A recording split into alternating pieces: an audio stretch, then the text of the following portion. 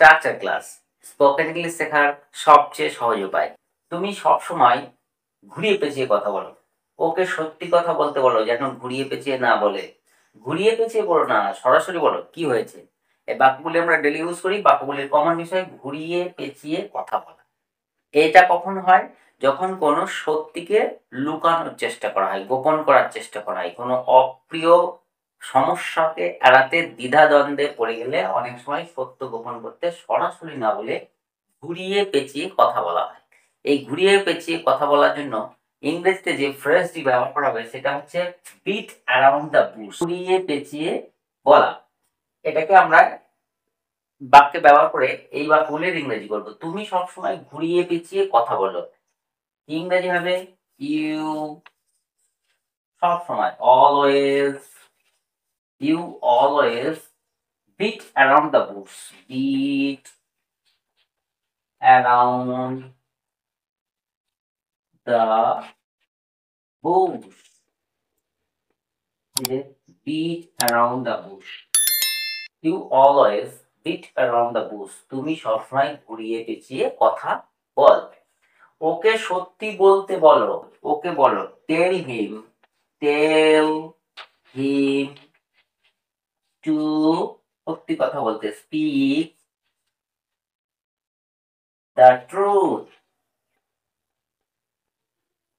যেন ঘুরিয়ে না বলে। Beat around the bush. Tell him to speak the truth. ওকে সত্যি বলতে বলো and not beat around the bush. যেন ঘুরিয়ে পেঁচিয়ে না বলে। ঘুরিয়ে পেঁচিয়ে বলো না, সরাসরি বলো কি হয়েছে। বলো না, যখন না করবে তখন স্টপ কথাটা ব্যবহার করতে হবে। স্টপ সামথিং, এটা হবে beating.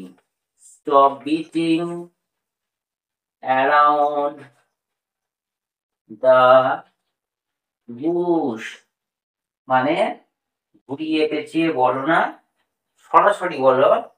Stop beating around the Bush, মানে ঘুরিয়ে পেঁচিয়ে না বলে সরাসরি বলো টেল মি হোয়াট হ্যাপেন্ড, কি হয়েছে। পরের বাক্য দেখুন, আমি বুঝতেই পারছি সে কিছু লুকাচ্ছে কারণ সে ঘুরিয়ে পেঁচিয়ে কথা বলছে। এটাকে ইংরেজিতে কিভাবে বলবো? আমি বুঝতেই পারছি, I can tell he is hiding something. আমি বুঝতেই পারছি যে সে কিছু লুকাচ্ছে। কারণ